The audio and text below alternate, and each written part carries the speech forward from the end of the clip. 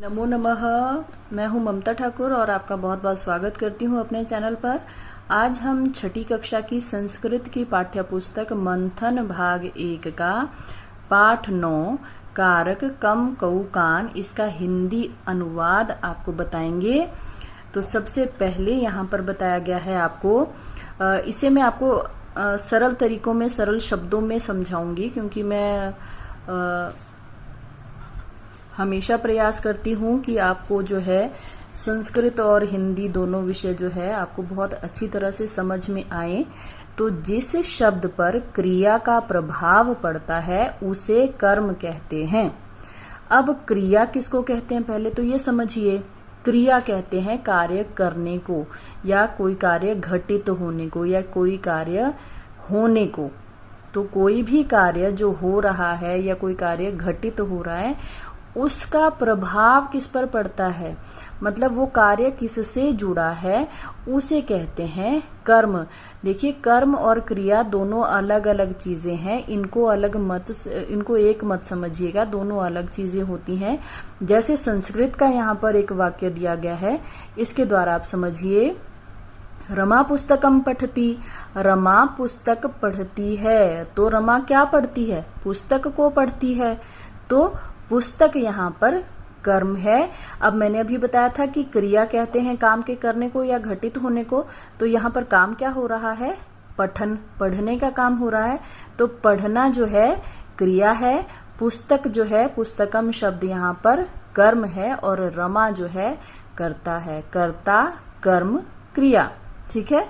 अब आगे देखिए, संस्कृत में कर्म कारक के लिए द्वितीय विभक्ति का प्रयोग होता है। जब संस्कृत में आपको वाक्य बनाने होते हैं तो जहां कहीं भी कर्म कारक आता है, जैसे पुस्तकम यहाँ पर कर्म कारक था, तो कर्म कारक के लिए हमेशा द्वितीय विभक्ति का प्रयोग किया जाता है। इनको कुछ उदाहरणों के द्वारा समझिए।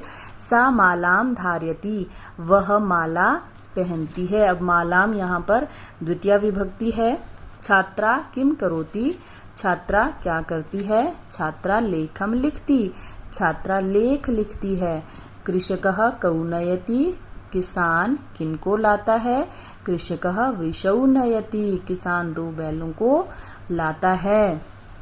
बालकाः किम कुर्वन्ति, बालक क्या करते हैं? ते खगान पीडयन्ति, वे पक्षियों को सता रहे हैं। सा किम पश्यति, वह क्या देख रही है? सा चित्रम पश्यति, वह चित्र को देख रही है। बालिका के नयति, बालिका क्या लाती है या क्या ला रही है? नयति मतलब ला रही है। सा पुस्तके नयति, वह पुस्तकें, 2 पुस्तकें, क्योंकि पुस्तकें जो है द्विवचन का रूप है, तो द्विवचन का मतलब है 2 पुस्तकें। ठीक है। तो वह 2 पुस्तकें नयति मतलब लाती है। अब आगे देखिए, ताह किम कुर्वन्ति, वे सब क्या कर रही हैं? ताह भोजनम पचन्ति, वे सब भोजन पचन्ति अर्थात पका रही हैं। जनाः किम पठन्ति, जनाः मतलब बहुत सारे लोग, किम पठन्ति मतलब क्या पढ़ते हैं। जनाः पत्रिकाम पठन्ति, लोग पत्रिका पढ़ते हैं। अब वार्तालाप यहाँ पर दिया गया है, और वार्तालाप जो है आपको संस्कृत भाषा में इसलिए दिया गया है ताकि आप सभी को संस्कृत भाषा में बातचीत कैसे करनी है वो समझ में आ सके, और आप लोग जो है संस्कृत में बातचीत आसानी से कर सको। तो यहाँ पर देखिए, वार्तालाप मतलब बातचीत। मीरा त्वम कुत्र गच्छसि, मीरा तुम कहाँ जा रही हो? किरण अहम आपणम गच्छामि, अहम मैं, आपणम कहते हैं दुकान को, गच्छामि मतलब जा रही हूँ, मैं दुकान जा रही हूँ। मीरा त्वम किमर्थम तत्र गच्छसि, तुम किस लिए वहां जा रही हो? किरण अहम फलानि मिष्ठान्नम च आनयामि, त्वम कुत्र गच्छसि। किरण कहती है मैं फल और कुछ मिठाइयाँ लाती हूँ, तुम कहाँ जा रही हो? तो मीरा क्या कहती है, अहम विद्यालयम गच्छामि, मैं विद्यालय जा रही हूँ। विद्यालय कहते हैं स्कूल को। किरण त्वम तत्र किम करोषि, तुम वहाँ क्या करती हो। मीरा अहम तत्र पुस्तकं पठामि, लेखान लिखामि, चित्राणि च रचयामि।